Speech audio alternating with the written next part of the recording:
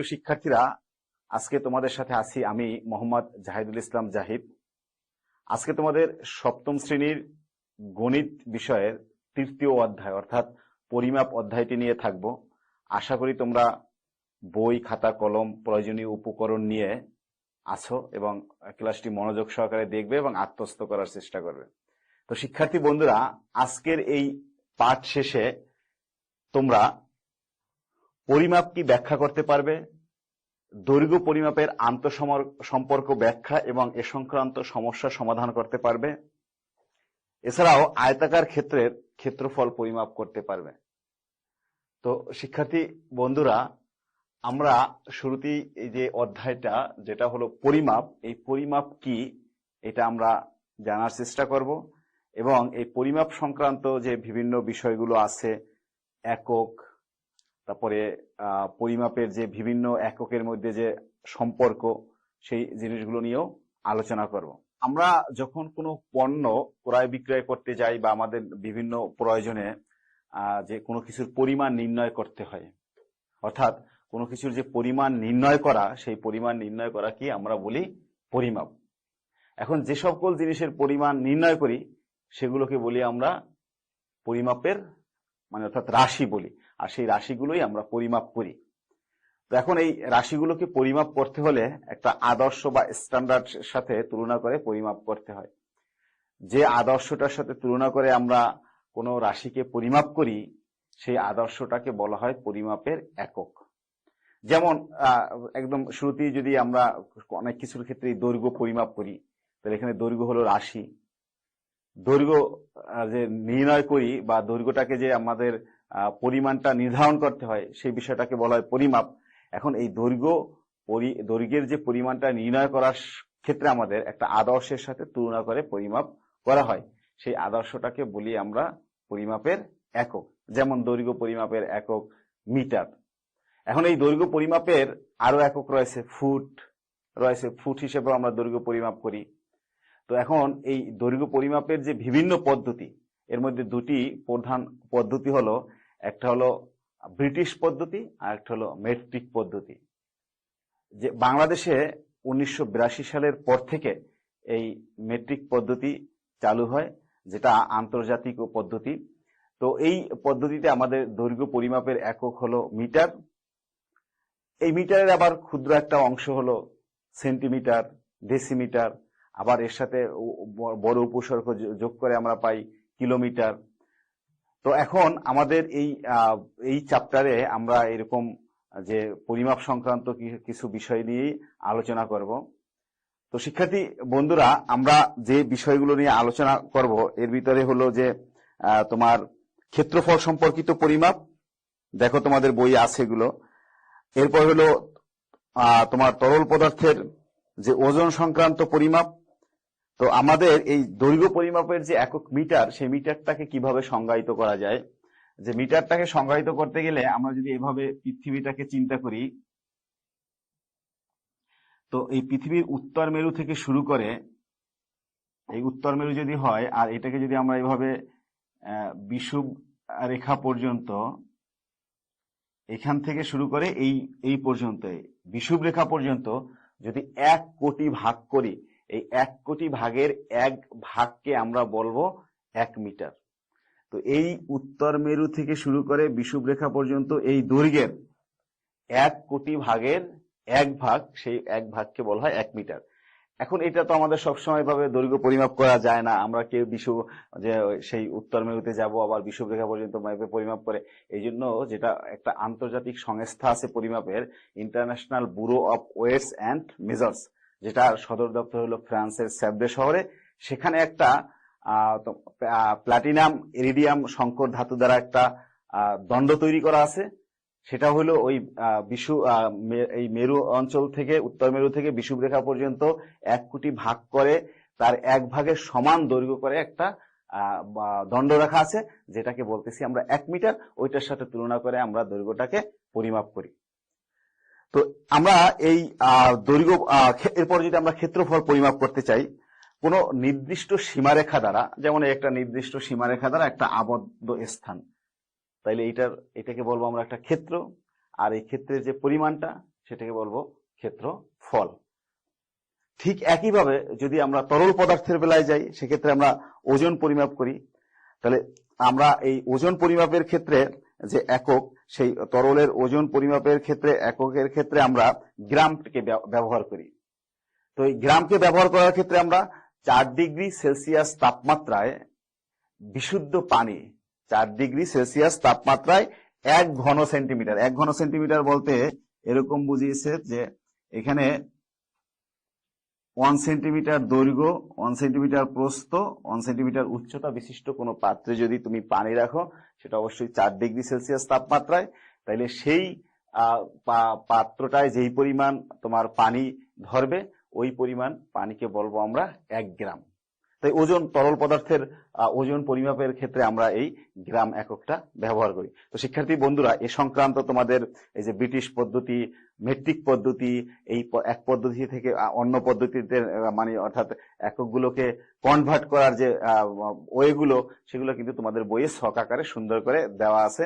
অবশ্যই তোমরা এই ছকগুলো দেখবে এবং এগুলো মুখস্থ রাখবে, কারণ তুমি যখনই এই ম্যাথগুলো করবে তখন এই ছকে যে ডাটাগুলো দেওয়া আছে সেগুলো তোমার জানা থাকতে হবে, তাইলেই তুমি এই ম্যাথগুলো করতে পারবে। আশা করি তোমরা এই ছকগুলো অবশ্যই দেখবে এবং এগুলো তোমরা মুখস্থ করে রাখবে। তো শিক্ষার্থী বন্ধুরা, আমরা এখন এই প্রাথমিক কিছু আলোচনা করলাম। এখন সরাসরি আমরা তোমার বইয়ের অনুশীলনীতে চলে যাব এবং আমাদের এই স্বল্প সময়ের মধ্যে যতগুলো ম্যাথ আমরা সলভ করতে পারি ততই আমাদের প্র্যাকটিস হবে। তো আসো আমরা অনুশীলনীতে চলে যাই। 24 নাম্বার ম্যাথটা দেখো, যে একটি ঘরের দৈর্ঘ্য প্রস্থের 3 গুণ, প্রতি বর্গমিটারে 7.50 টাকা দরে ঘরের মেঝে কার্পেট দিয়ে মুড়তে মোট এত টাকা ব্যয় হয়, ঘরটির দৈর্ঘ্য ও প্রস্থ নির্ণয় করো। তো দেখো, এখানে ইনডাইরেক্টলি আমাদের যে দৈর্ঘ্য প্রস্থের মধ্যে একটা সম্পর্ক দেওয়া আছে এবং প্রতি বর্গমিটারে 7.50 টাকা দরে ঘরের মেঝে কার্পেট দিয়ে মুড়তে এত টাকা খরচ হয়। এর অর্থ হলো যে তোমার ক্ষেত্রফলটাও কিন্তু দেয়া আছে। তাহলে আমরা এখান থেকে ক্ষেত্রফলটা বের করতে পারি। যে কিভাবে ক্ষেত্রফলটা বের করা যায়, যে 1 বর্গমিটারে তোমার খরচ হয় 7.50 টাকা। তাইলে আমরা বলতে পারি যে 7.50 টাকা, এটার সলিউশনে যদি যাই আমরা, তাইলে 7.50 টাকা খরচ হয় 1 বর্গমিটারে।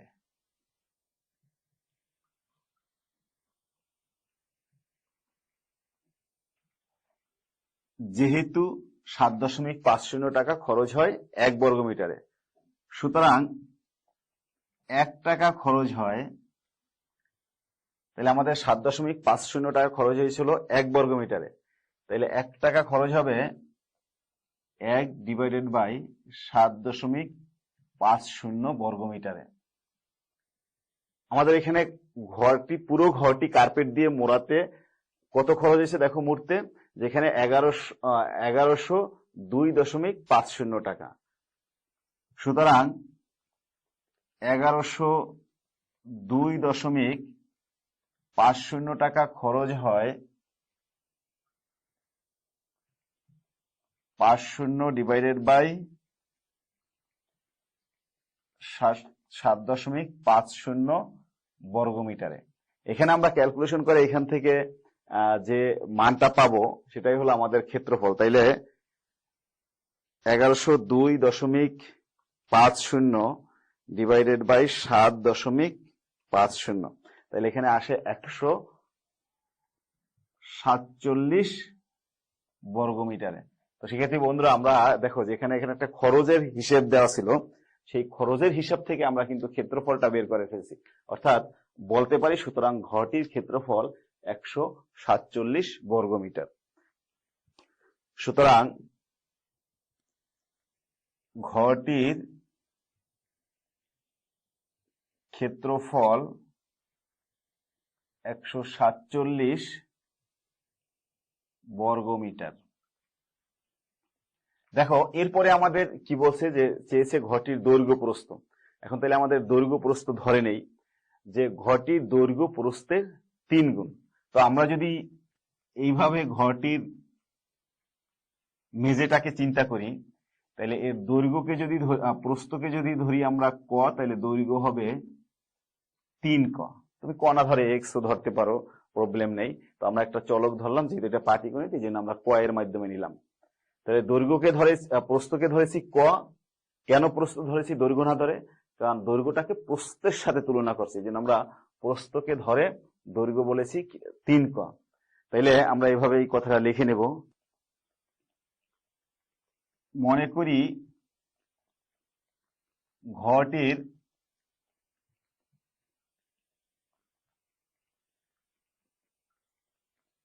প্রস্থ ইকুয়ালস টু ক মিটার। সুতরাং ঘরটির দৈর্ঘ্য ইকুয়ালস টু 3 ক মিটার। সুতরাং ঘরটির ক্ষেত্রফল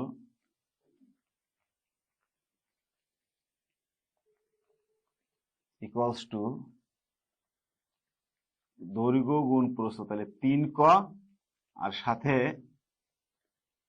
এই ক, এত বর্গমিটার। অর্থাৎ আমরা জানি কি ক্ষেত্রফল, অর্থাৎ যেহেতু এটা ঘরটি সাধারণত আয়তাকার হয় ঘরের মেঝেটা, এই জন্য আয়তক্ষেত্রের ক্ষেত্রফল, তাহলে আমাদের দৈর্ঘ্য গুণ প্রস্থ, সেই অনুযায়ী যেহেতু এখানে লিখে দিতে পারো যে আয়তক্ষেত্রের ক্ষেত্রফল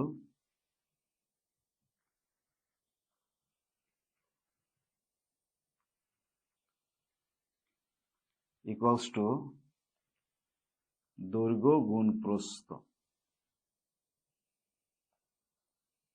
তাহলে এই তথ্য আমাদের জানা আছে, সেই অনুযায়ী আমরা এটা লিখলাম। তাহলে এখানে আসলো 3 ক স্কোয়ার বর্গমিটার।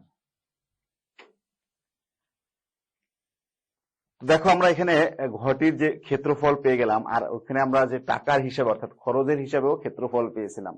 সে খরচের হিসাবে ক্ষেত্রফল পেয়েছিলাম 147 বর্গমিটার। তাহলে এই দুইটা একই। তাহলে প্রশ্ন মতে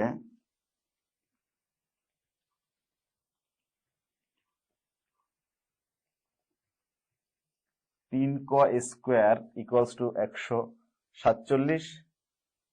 এখান থেকে ক স্কোয়ার ইকুয়ালস টু কি হবে? 147 ডিভাইডেড বাই 3। তো আমাদের ক ইকুয়ালস টু, তো 147 কে তুমি 3 দিয়ে ভাগ দাও, কত আসে দেখো।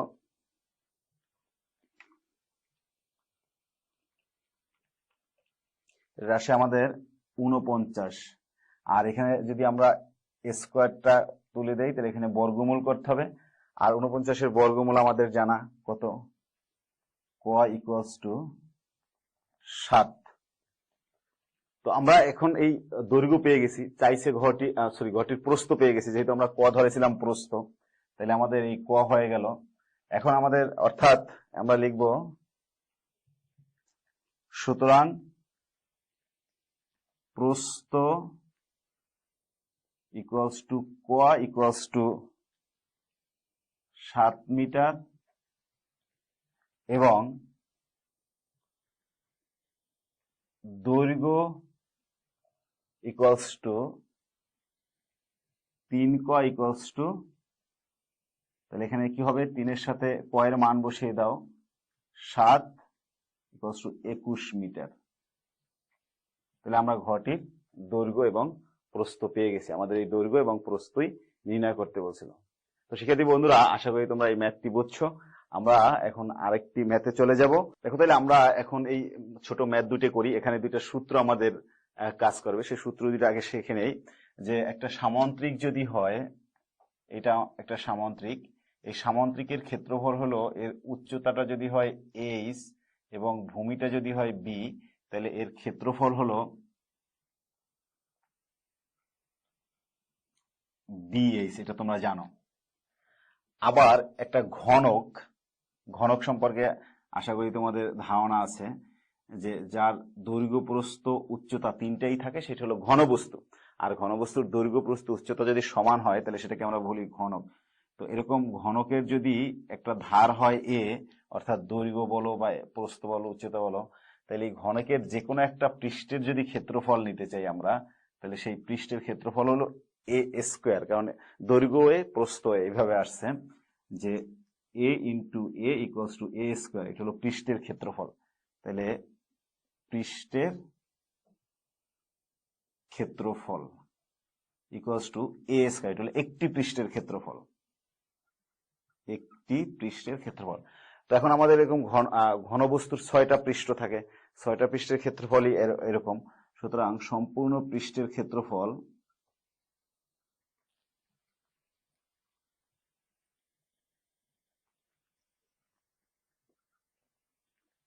Equals to 6a square. তো আমাদের এই দুইটা সূত্র দিয়ে এই ম্যাথ দুইটা হয়ে যাবে। দেখো আমরা যদি 13 নাম্বার ম্যাথটা দেখি, অর্থাৎ 13 নাম্বারে কি আছে, যে একটি সামান্তরিকের ভূমি দেওয়া আছে, তাহলে দেওয়া আছে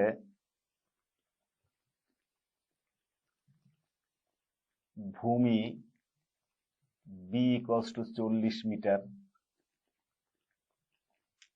এরপরে দেখো এখানে আমাদের উচ্চতা দেওয়া আছে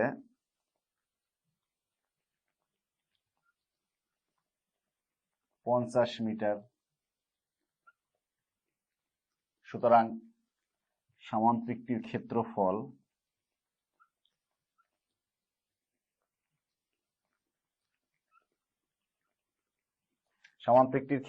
কি হবে, যে আমরা যে ক্ষেত্রফলের সূত্র পেয়েছি,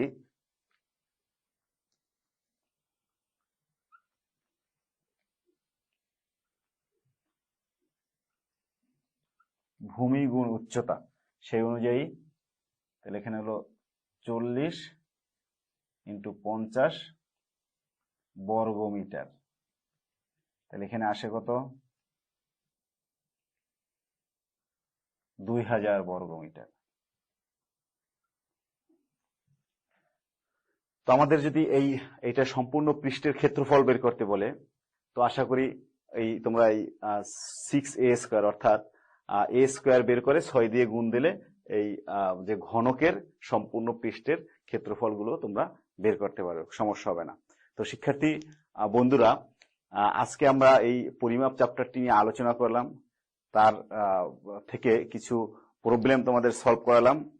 তো তোমাদের জন্য আমি সুনির্দিষ্টভাবে কিছু কাজ দিয়ে দিচ্ছি, অবশ্যই এই কাজগুলো করবে।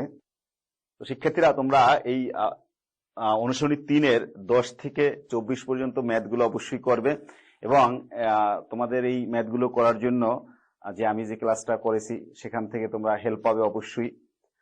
আর এই ম্যাথগুলো করে তোমার সাবজেক্ট টিচারকে অবশ্যই স্কুল খোলার পর দেখাতে হবে, এবং এর উপরে তোমাদের একটা মূল্যায়ন থাকবে।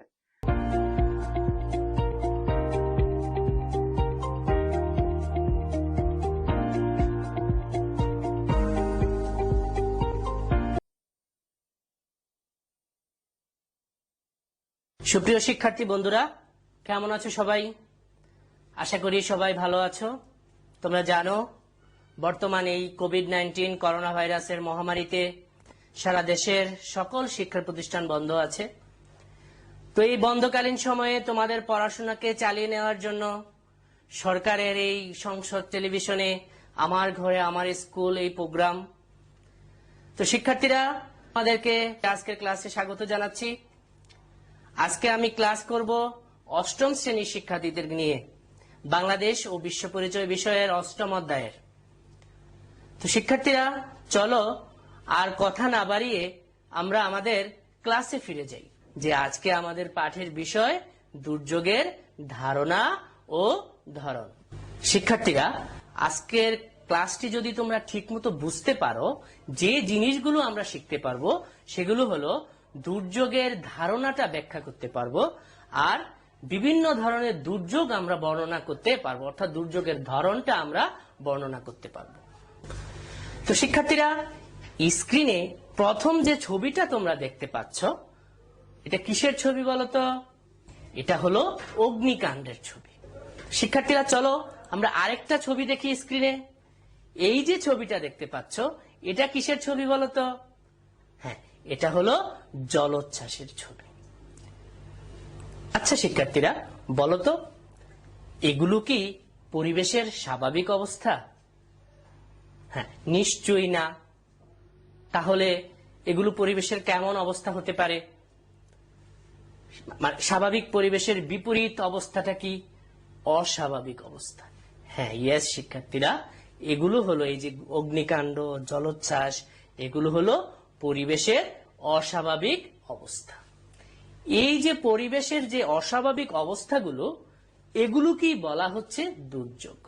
তাহলে শিক্ষার্থীরা, আমরা যদি সুন্দরভাবে দুর্যোগের সংজ্ঞাটা বলি, তাহলে হলো কোনো প্রাকৃতিক বা মানব সৃষ্ট পরিবেশের অবস্থা যখন অস্বাভাবিক হয়ে যায় এবং তার ফলে সম্পদের ক্ষয়ক্ষতি ঘটে এবং ব্যাপক প্রাণহানি ঘটে এবং পরিবেশের ভারসাম্য নষ্ট হয়, তখনই তাকে দুর্যোগ বলে অভিহিত করা হয়।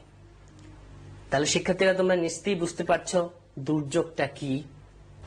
এবার আসো শিক্ষার্থীরা, স্ক্রিনে আমরা দুটি ছবি দেখতে পাচ্ছি। প্রথম যে ছবিটা আমরা দেখছি সেটা হলো কিসের ছবি?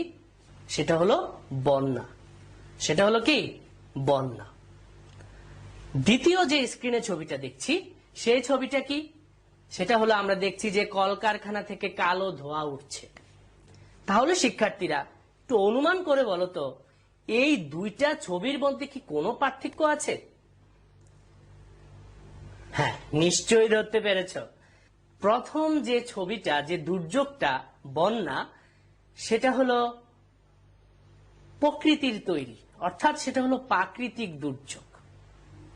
এবং দ্বিতীয় যে ছবিটা দেখতে পাচ্ছি, কলকারখানার কালো ধোঁয়া, এটা হলো মানুষের সৃষ্টি দুর্যোগ।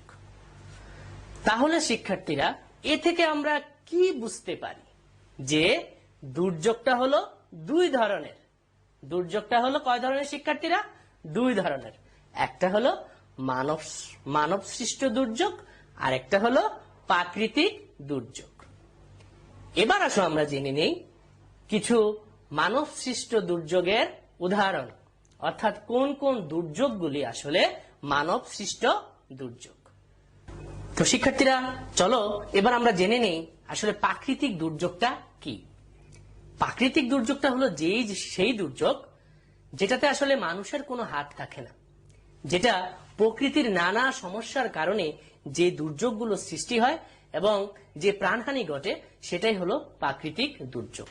ঠিক তার বিপরীত দিকে যদি আমরা যাই, যে দুর্যোগগুলো মানুষের ভুল কিংবা অসাবধানতা কিংবা মানুষের নানা কর্মকাণ্ডের ফলে যে দুর্যোগগুলো সৃষ্টি হয়, সেগুলো হলো মানব সৃষ্ট দুর্যোগ।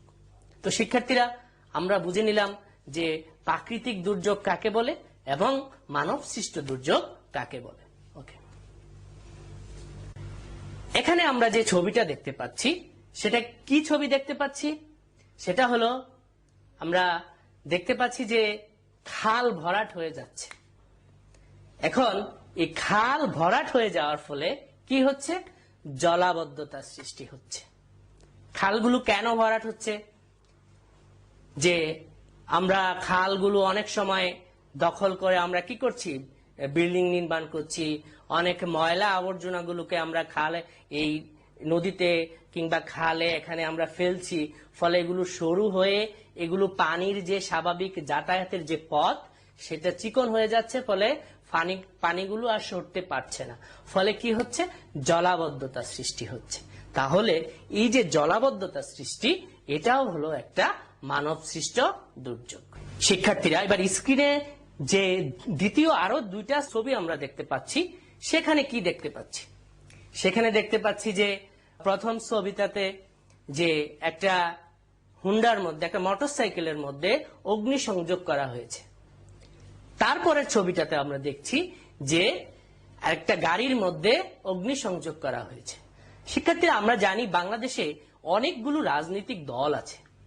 এই রাজনৈতিক দলগুলো তাদের দাবি দাওয়া আদায়ের লক্ষ্যে নানা কর্মসূচি দিয়ে থাকে। এই কর্মসূচিগুলোতে যারা রাজনৈতিক দলের কর্মী বা সমর্থক, তারা নানা ধরনের দেশের আইন শৃঙ্খলা রক্ষাকারী বাহিনীর সাথে নানা সংঘর্ষে জড়িয়ে পড়ে। এটাকে বলছি আমরা দাঙ্গা।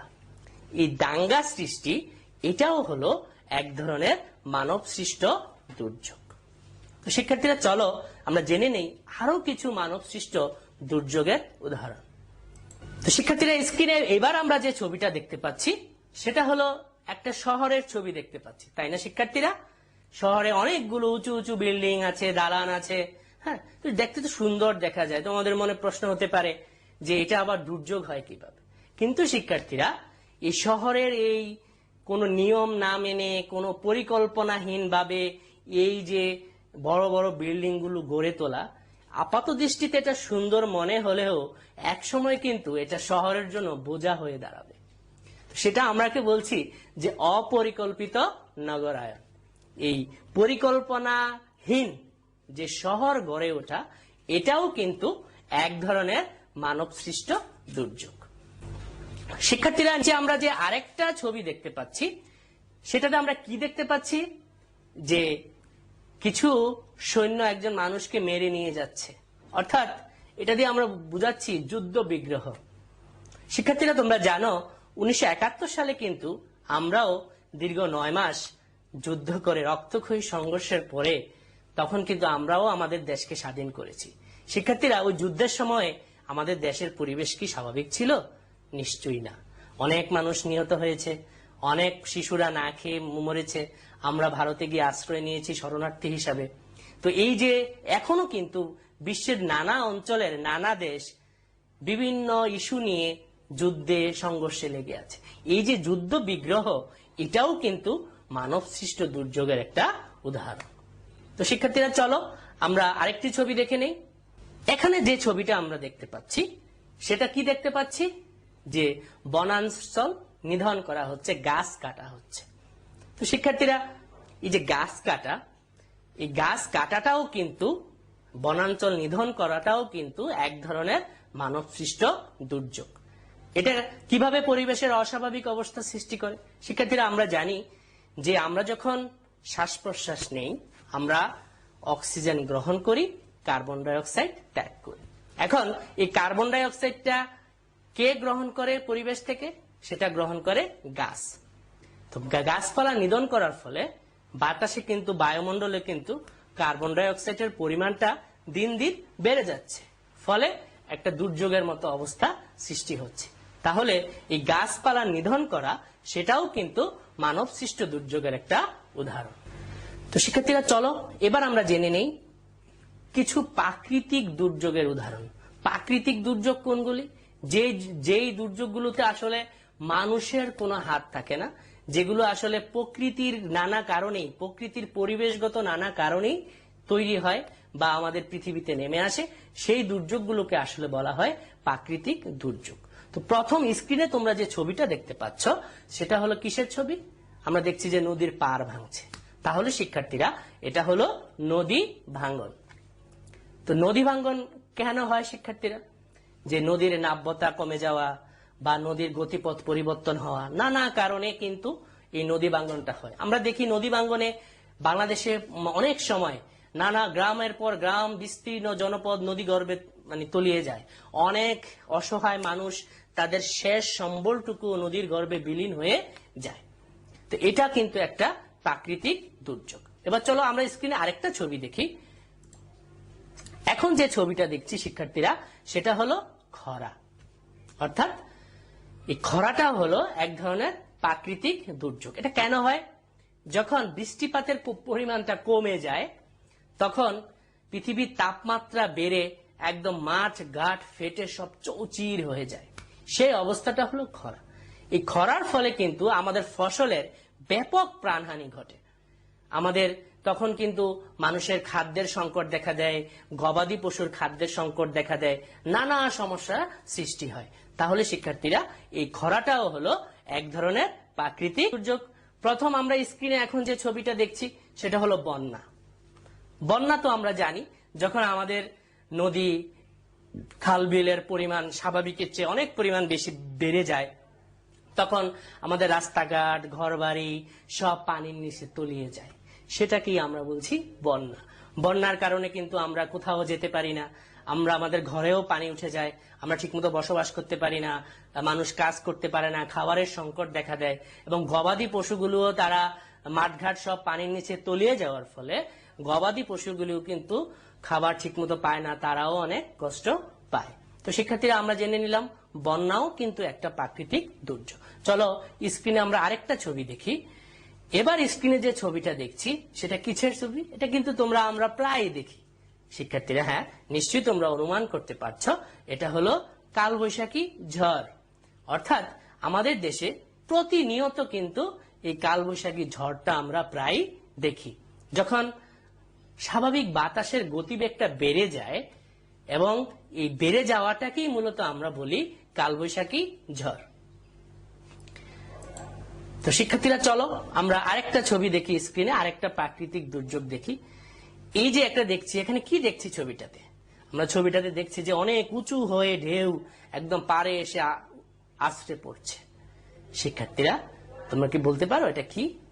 এটা হলো সুনামি। সুনামি শব্দের অর্থই কিন্তু হলো সমুদ্র পাড়ের ঢেউ বা সমুদ্র তীরের ঢেউ। এই সুনামিটা কেন সৃষ্টি হয় শিক্ষার্থীরা? নিশ্চয়ই তোমাদের পরবর্তী পাঠে সুনামি সম্পর্কে ডিটেলস আলোচনা আছে। এই সুনামিটা সৃষ্টি হয় সমুদ্রের মধ্যে, সমুদ্রের অভ্যন্তরে যদি ভূমিকম্পের সৃষ্টি হয় তখন এই সমুদ্রের পানিগুলো বিশাল উঁচু হয়ে পাড়ে এসে আছড়ে পড়ে। এটাই হলো সুনামি। সুনামির কারণে কিন্তু তার আশেপাশের এলাকায় ব্যাপক ক্ষয়ক্ষতি হয়ে থাকে। তো সুনামিটাও কিন্তু একটা প্রাকৃতিক দুর্যোগ। শিক্ষার্থীরা আমরা সর্বশেষ স্ক্রিনে যে ছবিটা দেখছি সেটা হলো জলোচ্ছ্বাস। এখন আসো, জলোচ্ছ্বাসটা কি? জলোচ্ছ্বাসটা হলো যখন সমুদ্রে বাতাসের গতিবেগ খুব বেশি থাকে, অনেক বেশি থাকে, এবং নিম্নচাপ সৃষ্টি হয়, তখন বাতাসের সাথে পানির বেগটাও বেড়ে যায়। এই পানির বেগটা বেড়ে গিয়ে অনেক উঁচু হয়ে অনেক দ্রুত পানিটা কি করে সমুদ্রে এসে আছড়ে পড়ে। কিছুদিন আগে আমাদের দেশে এবং আমাদের পুরো বিশ্বে যে ঘূর্ণিঝড়টি আঘাত এনেছে সেটার নাম ছিল কি শিক্ষার্থীরা? আমফান। এবং এই আমফানে আমরা দেখেছি বাংলাদেশ এবং কলকাতায় যে কি কতটা পানি উঁচু হয়ে আমাদের লোকালয়ে এসে প্রবেশ করেছে। সেটা ছিল কি? সেটা ছিল জলোচ্ছ্বাস। তাহলে শিক্ষার্থীরা আমরা কি বুঝলাম? যে জলোচ্ছ্বাসও হলো একটি প্রাকৃতিক দুর্যোগ। তাহলে শিক্ষার্থীরা আজকের পাঠে আমরা এতক্ষণ পর্যন্ত কি শিখলাম? আমরা শিখলাম দুর্যোগ কি। তো শিক্ষার্থীরা দুর্যোগ কি? দুর্যোগ হলো কোন পরিবেশের এমন একটি মানব সৃষ্ট কিংবা প্রাকৃতিক পরিবেশের এমন একটি অবস্থা যা পরিবেশের অস্বাভাবিক অবস্থা, যার কারণে সম্পদের ক্ষয়ক্ষতি হয়, ব্যাপক প্রাণহানি ঘটে, পরিবেশের ক্ষতি হয়, তখন সে অবস্থাটাকে দুর্যোগ বলে বিবেচনা করা হয়। তারপরে শিক্ষার্থীরা জানলাম দুর্যোগ ধরনের। প্রথমত জানলাম এক মানব সৃষ্ট দুর্যোগ, তারপরে আমরা জানলাম প্রাকৃতিক দুর্যোগ। মানব সৃষ্ট ফলে হয় সেগুলো হলো মানব সৃষ্ট দুর্যোগ। আর যে দুর্যোগগুলোতে মানুষের কোনো হাত থাকে না, প্রাকৃতিক কারণে যে দুর্যোগগুলো সৃষ্টি হয় সেগুলো হলো প্রাকৃতিক দুর্যোগ। সর্বশেষ আমরা মানব সৃষ্ট অনেক দুর্যোগের উদাহরণ জানলাম, যেমন জলাবদ্ধতা সৃষ্টি, যুদ্ধ বিগ্রহ, দাঙ্গা, এগুলো হলো সব মানব সৃষ্ট দুর্যোগ। অনেক প্রাকৃতিক দুর্যোগ সম্পর্কেও জানলাম। কি কি প্রাকৃতিক দুর্যোগ জানলাম? বন্যা, খরা, জলোচ্ছ্বাস, সুনামি, আরো অনেকগুলো সম্পর্কে আমরা জানলাম। তো শিক্ষার্থীরা আমাদের ক্লাস প্রায় শেষ পর্যায়ে। চলো তোমাদেরকে আমি একটি বাড়ির কাজ দেই। বাড়ির কাজটি হলো মানব সৃষ্ট দুর্যোগ প্রতিরোধ করলেই প্রাকৃতিক দুর্যোগ প্রতিরোধ সম্ভব। এই উত্তরের সপক্ষে তুমি যুক্তি লিখবে। আমি আবার বলছি, মানব সৃষ্ট দুর্যোগ প্রতিরোধ করলেই প্রাকৃতিক দুর্যোগ প্রতিরোধ করা সম্ভব। এই উত্তরের পক্ষে যুক্তি দেখাও। এই উত্তরটা তুমি তোমার বাংলাদেশ বিশ্ব পরিচয়ের জন্য যে নির্ধারিত খাতা রয়েছে সেই খাতায় তুমি লিখবে এবং এটা সংরক্ষণ করবে। যখন স্কুল খুলবে তুমি তোমার বিষয় শিক্ষককে এটা দেখাবে। বিষয় শিক্ষক যে নাম্বার দিবে সেই নাম্বারটা কিন্তু তোমার ধারাবাহিক মূল্যায়নে যোগ হবে।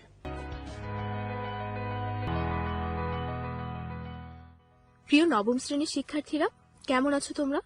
আশা করি সবাই ভালো আছো। আমার ঘরে আমার স্কুলের আজকের পাঠে তোমাদেরকে স্বাগত।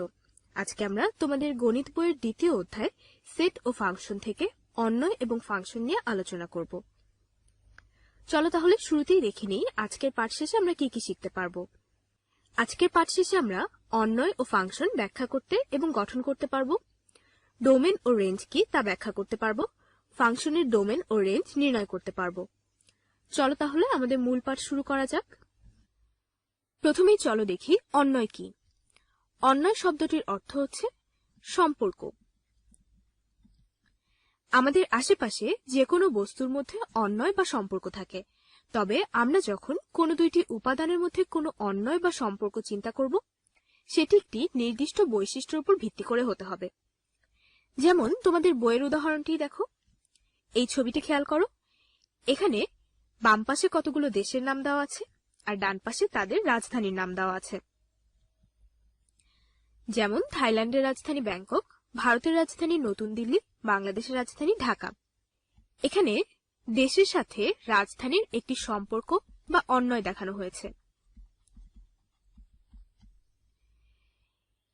এই সম্পর্ক বা অন্বয়কে আমরা বলতে পারি দেশ রাজধানী অন্বয়, যেহেতু এখানে দেশ এবং রাজধানীর মধ্যে অন্বয় বা সম্পর্ক দেখানো হয়েছে, তাই একে আমরা বলতে পারি দেশ রাজধানী অন্বয়।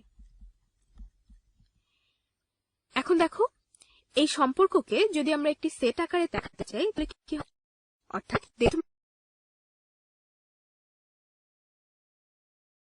দেখো, বাংলাদেশ এবং তার রাজধানী ঢাকাকে একসাথে লিখতে পারি আমরা একটি ক্রমজোড় আকারে। তাহলে দেশ এবং রাজধানীকে একটি ক্রমজোড় আকারে লিখলাম। আবার ভারত এবং নতুন দিল্লি, এদেরকে আরেকটি ক্রমজোড় আকারে লিখতে পারি। ভারতের রাজধানী হলো নতুন দিল্লি।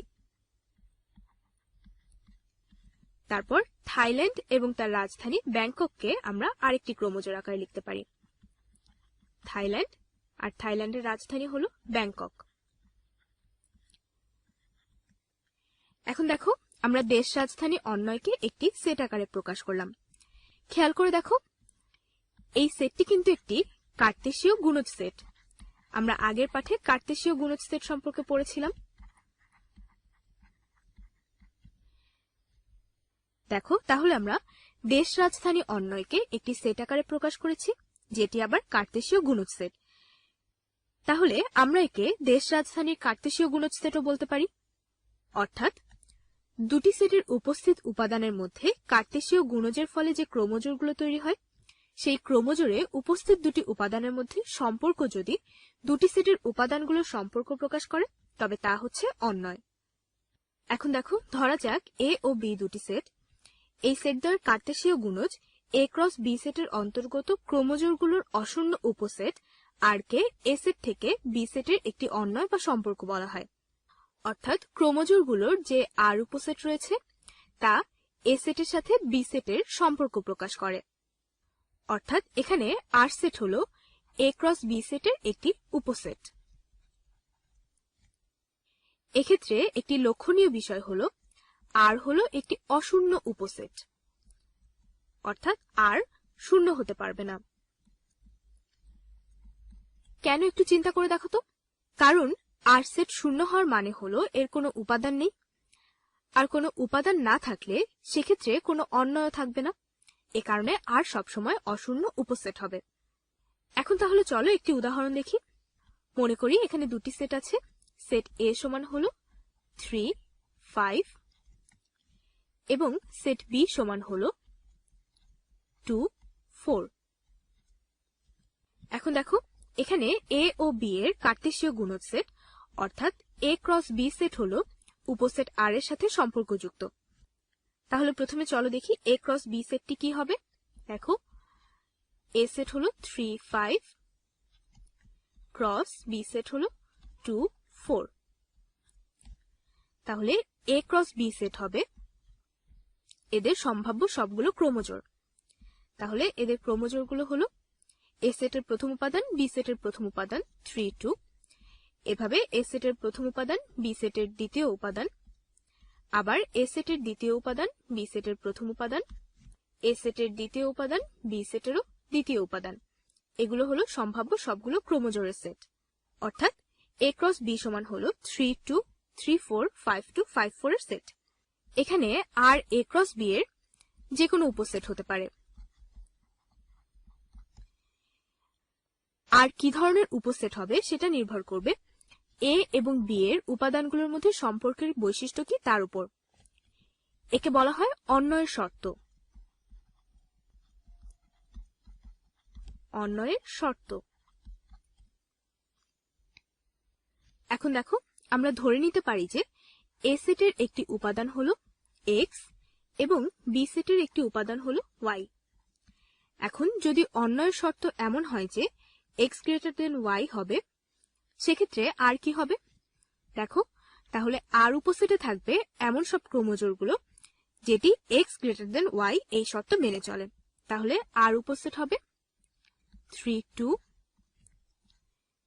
5 2 5 4 এই ক্রোমোজোরগুলো। অর্থাৎ এখানে সবগুলো ক্রোমোজোরে এ সেটের উপাদান বি সেটের উপাদান থেকে বড়। দেখো, প্রতিটি ক্রোমোজোরেই এ সেটের উপাদান বি সেটের উপাদান থেকে বড়। আবার যদি শর্ত এমন হতো যে x y থেকে ছোট, তাহলে আর সেটের উপাদানগুলো কি হতো? তখন আর সেটের উপাদানগুলো হতো এমন সব ক্রোমোজোর যেখানে এ সেটের উপাদান বি সেটের উপাদান থেকে ছোট। অর্থাৎ এই ক্রোমোজোরটি তখন শর্ত পূরণ করত। তাহলে সেক্ষেত্রে আর সেট হতো 3 4 এই ক্রোমোজোরের সেট। এখানে দেখো, এ সেটের উপাদান বি সেটের উপাদান থেকে ছোট। তো এদেরকে আমরা সেট গঠন পদ্ধতিতে কিভাবে লিখতে পারি? দেখো, যখন আমরা ধরে নিয়েছিলাম যে x y থেকে বড় হবে, অর্থাৎ আর সেটে এ সেটের প্রতিটি উপাদান y থেকে বড় হবে, একে সেট গঠন পদ্ধতিতে প্রকাশ করলে হবে r সমান হলো xy such that x belongs to a, y belongs to b এবং x is greater than y। আবার যখন অন্বয়ের শর্ত ছিল যে x y থেকে ছোট হবে, সেক্ষেত্রে একে সেট গঠন পদ্ধতিতে প্রকাশ করলে হবে r সমান xy such that x belongs to a, y belongs to b এবং x is less than y। তাহলে আমরা বলতে পারি a এবং b সেটের উপাদানগুলোর মধ্যে সম্পর্ক দেওয়া থাকলে x belongs to a এর সঙ্গে সম্পর্কিত y belongs to b এর যেসব ক্রোমোজোর নিয়ে xy পাওয়া যায়, এদের অশূন্য উপসেট হচ্ছে একটি অন্বয়। এখন এই চিত্রটি লক্ষ্য করো, আমরা ধরে নিতে পারি যে এটি হলো সেট a এবং সেট b এর অন্বয়। তার মানে এখানে সেট a এর প্রতি সেট b এর প্রতিটি উপাদানের একটি নির্দিষ্ট সম্পর্ক আছে। উপাদানের সাথে বি সেটের প্রত্যেকটি উপাদানের সম্পর্ক হচ্ছে y সমান x প্লাস 2। তার মানে x সমান যদি 3 হয়, তাহলে y সমান হবে 3 প্লাস 2 সমান 5। x সমান যদি 2 হয়, তাহলে y সমান হবে 2 প্লাস 2 সমান 4। x সমান 1 হলে y সমান হবে 2 প্লাস 1 সমান 3। তার মানে দেখো, এখানে x এর একটি মানের জন্য y এর শুধু একটি মান পাওয়া যায় এবং x ও y এর মধ্যে যে সম্পর্ক তৈরি হয় তাকে y সমান x প্লাস 2 দিয়ে প্রকাশ করা যায়। অর্থাৎ যদি এমন হয় যে দুটি চলক x ও y এমনভাবে সম্পর্কযুক্ত যেন x এর যে কোনো মানের জন্য y এর একটি মাত্র মান পাওয়া যায়, তখন y কে x এর ফাংশন বলা হয়। x এর ফাংশনকে সাধারণত আমরা y, f of x, g of x কিংবা বড় হাতের f of x এভাবে প্রকাশ করি। তাহলে এই অন্বয়টিকে আমরা কিভাবে প্রকাশ করতে পারি? একে আমরা লিখতে পারি y বা f of x সমান হলো x plus 2। এখানে আরেকটি বিষয় খেয়াল করো, এখানে x এবং y দুটিই হলো চলক। এখন দেখো, যদি x এর মানের উপর y এর মান নির্ভর করে, তাহলে সেক্ষেত্রে x কে বলা হয় স্বাধীন চলক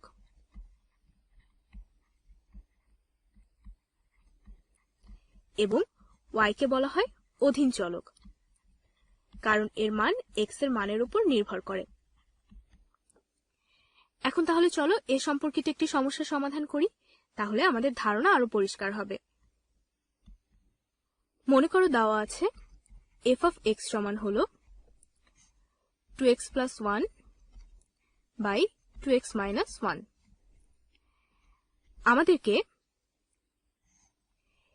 f of 1 by x square plus 1 by f of 1 by x square minus 1 এর মান নির্ণয় করতে হবে। চলো তাহলে দেখি একে কিভাবে সমাধান করা যায়।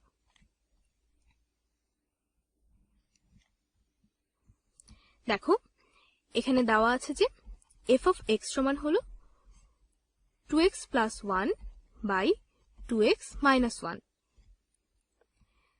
তাহলে আমরা লিখতে পারি যে f of 1 by x square সমান হলো, দেখো এখানে আমি x এর পরিবর্তে 1 by x square বসাবো, তাহলে 2 into 1 by x square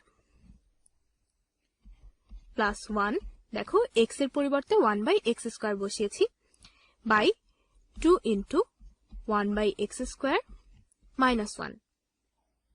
এখন দেখো একে এভাবে লেখা যায় 2 by x square plus 1, 2 by x square minus 1। আমরা লসাগু করতে পারি, আমি এখানে লিখছি, দেখো x square 2 plus x square, আবার নিচে হবে x square 2 minus x square, বা একে এভাবে লেখা যায় 2 plus x square by x square গুণ x square by 2 minus x square। এখন দেখো এখান থেকে আমরা পাই 2 plus x square by 2 minus x square। f of 1 by x square এর একটি মান পেলাম। এখন আমরা প্রদত্ত রাশিতে অর্থাৎ এই রাশিতে এই মান বসাবো। দেখো আমি একে এখানে লিখি, এখানে আছে f of 1 by x square plus 1 by f of 1 by x square minus 1। এখানে f of 1 by x square মান বসাতে হবে। f of 1 by x square মান আমরা পেয়েছি 2 plus x square by 2 minus x square, তাহলে লিখি 2 plus x square by 2 minus x square plus 1, আবার 2 plus x square by 2 minus x square minus 1। যদি লসাগু করে দেই তাহলে হবে 2 minus x square, আর উপরে হবে 2 plus x square plus 2 minus x square, আবার নিচে হবে 2 minus x square, 2 plus x square minus 2 plus x square। এখন দেখো এখানে একটি প্লাস x square আছে, আবার একটি মাইনাস x square আছে, তাহলে এরা বাতিল হয়ে যাবে। এক্ষেত্রে প্লাস 2 এবং মাইনাস 2 আছে, তাহলে এরাও বাতিল হবে। তাহলে এখানে বাকি থাকছে 4 by 2 minus x square, আর নিচে থাকবে 2x square by 2 minus x square। একে তাহলে আমরা লিখতে পারি 4 by 2 minus x square গুণ 2 minus x square by 2x square। তাহলে দেখো আর গুণন পদ্ধতিতে 2 minus x square বাদ হবে, তাহলে বাকি থাকছে 4 by 2x square। পরে নিচে যদি আমরা 2 দিয়ে ভাগ করি তাহলে থাকবে 2 by x square। এটি হলো আমাদের নির্ণেয় মান 2 by x square। খেয়াল করো এই সমস্যাটি তোমাদের বইয়ের অনুশীলনী 2.2 এর 15 নম্বর সমস্যা হিসেবে দেওয়া আছে। তোমরা সবাই আশা করি বুঝতে পেরেছো সমস্যাটি কিভাবে সমাধান করা হয়েছে, এবং এটাও বুঝতে পারছো যে কিভাবে ফাংশনের মান নির্ণয় করতে হয়। এবার চলো দেখি ডোমেন আর রেঞ্জ কি। ধরো যে কোনো একটি অন্বয়ের উপস্থিত ক্রোমোজোরগুলো হলো এরকম, কোন একটি অন্বয় R এর উপস্থিত ক্রোমোজোরগুলো হলো 2 1, 2 2, 3 1 এবং 4 3। এখন দেখো এখানে প্রথম উপাদানগুলো কি কি। প্রথম উপাদানগুলো হলো দেখো 2 2, 3 এবং 4। আমরা লিখে ফেলি প্রথম উপাদানগুলো হলো 2 2, 3, 4। আর দ্বিতীয় উপাদানগুলো কি দেখো, দ্বিতীয় উপাদানগুলো হলো 1 2, 1 এবং 3। তো ডোমেন আর রেঞ্জ কি। কোন একটি অন্বয়ে উপস্থিত ক্রোমোজোরগুলোর প্রথম উপাদানগুলোর যে সেট সেটি হলো ডোমেন, এবং দ্বিতীয় উপাদানগুলোর যে সেট সেটি হলো রেঞ্জ। তাহলে দেখো এখানে ডোমেন কি হবে? ডোমেন হলো প্রথম উপাদানগুলোর সেট। ডোমেন সমান, এখানে একটি বিষয় খেয়াল করো, একটি সেটে একটি উপাদান শুধুমাত্র একবার থাকবে। এখানে দেখো 2 দুইবার আছে, কিন্তু ডোমেনে 2 শুধু একবার থাকবে। তাহলে ডোমেন হবে 2, 3, 4। তাহলে রেঞ্জ কি হবে দেখো? রেঞ্জ হলো দ্বিতীয় উপাদানগুলোর সেট। খেয়াল করো এখানেও একটি সেটে উপাদান শুধুমাত্র একবার থাকবে। এখানে 1 দুইবার আছে, কিন্তু রেঞ্জে 1 থাকবে একবার। তাহলে রেঞ্জ হলো 1, 2, 3 এদের সেট। এখন দেখো আর অন্যের ডোমেনকে আমরা বলি ডোম আর, আর রেঞ্জকে বলা হয় রেঞ্জার। সুতরাং ডোম আর সমান হবে এই সেটটি এবং রেঞ্জ আর সমান হবে এই সেটটি। তাহলে বুঝতে পারছো ডোমেন আর রেঞ্জ কি? ডোমেন হলো কোনো অন্বয়ে উপস্থিত ক্রোমোজোরগুলোর প্রথম উপাদান সমূহের সেট, আর রেঞ্জ হলো কোনো অন্বয়ে উপস্থিত ক্রোমোজোরগুলোর দ্বিতীয় উপাদান সমূহের সেট। চলো তাহলে এ সম্পর্কিত একটি সমস্যা সমাধান করি। মনে করো একটি অন্বয় দেওয়া আছে, f সমান হলো xy such that x belongs to c, y belongs to c এবং y সমান হলো 2x। আবার বলে দেওয়া আছে এখানে সেট c সমান হলো -1, 0, 1, 2, 3। আমাদের এই অন্বয়টিকে তালিকা পদ্ধতিতে প্রকাশ করতে হবে এবং এর ডোমেন ও রেঞ্জ নির্ণয় করতে হবে। তাহলে দেখো কিভাবে সমাধান করা যায়, চলো দেখি। এখানে আমাদেরকে অন্বয়ের শর্ত দেওয়া আছে y সমান 2x। তাহলে আমরা প্রত্যেক x belongs to c এর জন্য y সমান 2x এর মান নির্ণয় করব। তাহলে x belongs to c এর জন্য y সমান 2x এর মান নির্ণয় করে একে একটি তালিকা আকারে প্রকাশ করতে পারি আমরা। তাহলে দেখো আমরা x belongs to c এর জন্য y সমান 2x কে একটি তালিকা আকারে প্রকাশ করছি। দেখো x এর মান যখন -1, যেহেতু y সমান 2x, তখন y এর মান হবে 2 into -1 অর্থাৎ -2। x এর মান 0 হলে y এর মান 0, x এর মান 1 হলে y এর মান হলো 2 into 1 অর্থাৎ 2, x এর মান 2 হলে y এর মান হলো 2 into 2 অর্থাৎ 4, x এর মান 3 হলে y এর মান হবে 3 into 2 অর্থাৎ 6। অর্থাৎ আমরা x belongs to c এর জন্য y সমান 2x এর মানগুলো একটি তালিকা আকারে প্রকাশ করলাম। এখন দেখো আমরা x এর প্রতিটি মানের জন্য y এর একটি করে মান পেয়েছি, কিন্তু y এর আমরা এমন কিছু মান পেয়েছি যেগুলো c সেটে বিদ্যমান নয়, অর্থাৎ যেগুলো c সেটে নেই।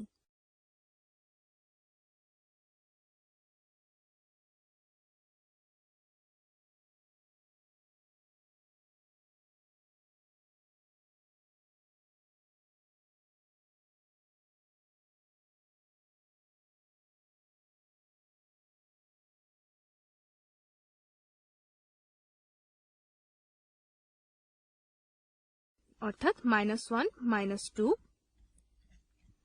2, 4 এবং 3, 6 এগুলো f সেটের উপাদান নয়। সুতরাং f সমান হলো, বাকি থাকছে 0, 0 এবং 1, 2। অর্থাৎ এই সেটটি x belongs to c, y belongs to c এবং y সমান 2x এই সবগুলো শর্ত পূরণ করে। তাহলে আমরা f সেট নির্ণয় করতে পারলাম। এখন আমাদের এর ডোমেন এবং রেঞ্জ নির্ণয় করতে হবে।